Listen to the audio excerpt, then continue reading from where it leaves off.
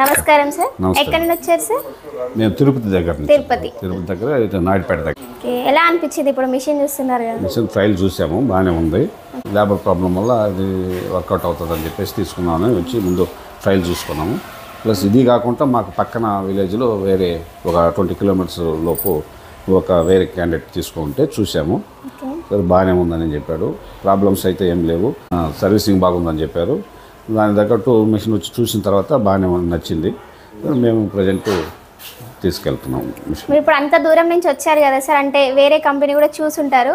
ఈ కంపెనీ గురించి ఇంకా మీరు బెటర్ అనుకున్నది కంపెనీ గురించి అంటే మామూలుగా యూట్యూబ్లో చూసాం. సరే తీసుకున్న కస్టమర్స్ కూడా మనకు సర్వీసింగ్ బాగుంది, ఎలాంటి ప్రాబ్లమ్స్ లేదు, సర్వీసింగ్ బాగుంది. ప్లస్ మిషన్ కూడా ప్రాబ్లమ్స్ ఏం లేకుండా జస్ట్ ఎప్పుడో ఏదన్నా రాయి తగిలినప్పుడు టీల్స్ పోతున్నాయి, కానీ మిషన్ అయితే ప్రాబ్లం లేదు అని చెప్పారు.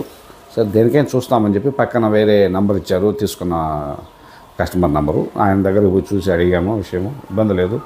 ముందు కూడా ఎంక్వైరీ చేసి ఉంటారు కదా సార్? అవును. అన్ని కంపెనీల కంటే ఇది మీకు ఎలా అనిపించింది? అన్ని కంపెనీల కంటే అంటే వేరే కంపెనీలు తీసుకున్నప్పుడు సర్వీసింగ్ కొంచెం సమస్య అని చెప్పారు. మన రాయల్ కంపెనీ అయితే ఇబ్బంది లేకుండా సర్వీసింగ్ 1 డే లోపల వచ్చి సాల్వ్ చేసేసి బండి ఇబ్బంది లేకుండా నడుపుతున్నారు. అదే మనకు సర్వీసింగ్ కష్టమైనప్పుడు ఇబ్బంది పడతాం కదా. వేరే కస్టమర్కి మనం నాణ్యత వేస్తామని ఏదన్నా రెంట్కి చెప్పుకున్నాం అనుకో, ఇది డిలే అయిందంటే అది డిలే అయిపోతుంది, వేసుకుందని సమస్య అయిపోతుంది. దానివల్ల ఆ సమస్య లేకుండా సర్వీసింగ్ పర్ఫెక్ట్గా ఉంది, ఇబ్బంది లేదని చెప్పిన తర్వాత అందరు కనుక్కొని విషయం పక్కన తీసుకున్న కస్టమర్ని కూడా వెరిఫై చేసుకొని చూసి తీసుకోవాలని వచ్చి ట్రయల్ చూసాము.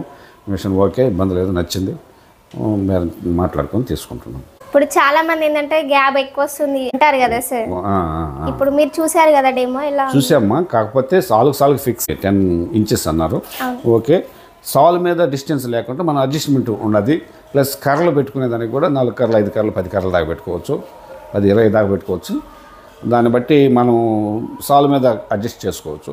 అదే మనం కూలోళ్ళతో వేసినప్పుడు ఏమవుతుందంటే ఈ బెంగాల్ వాళ్ళ చేత వేయించినా కూడా చూపుడికేమో అంచులు బాగానే వేస్తున్నారు, మధ్యలో వచ్చేతలకే బాగా అడుగు తీస్తున్నారు, 1.5 అడుగు కూడా పెడుతున్నారు. దాన్ని బట్టి ఇదైతే ఫిక్స్డ్ కాబట్టి ఒకసారి ఫిక్స్ చేసుకుంటే నాణ్యత అయితే ఇబ్బంది లేదు. ఇప్పుడు మీరు డెమో చూడడానికి వెళ్ళారు కదా సార్? చూసాను. ఇప్పుడు చాలా మంది డౌట్ ఉంటుంది, మిషన్ దొబ్బాలా నడపాలా ఎట్లా అనేది డౌట్ ఉంటుంది. ప్లస్ మీరు మళ్ళీ అంత దూరం నుంచి వచ్చారు కదా, మీకు డెమో చూపిస్తారా చూపిరా అనేది కూడా డౌట్ ఉంటుంది కదా. ఇప్పుడు మీరు చూసారు కదా సార్, ఎలా ఉంది?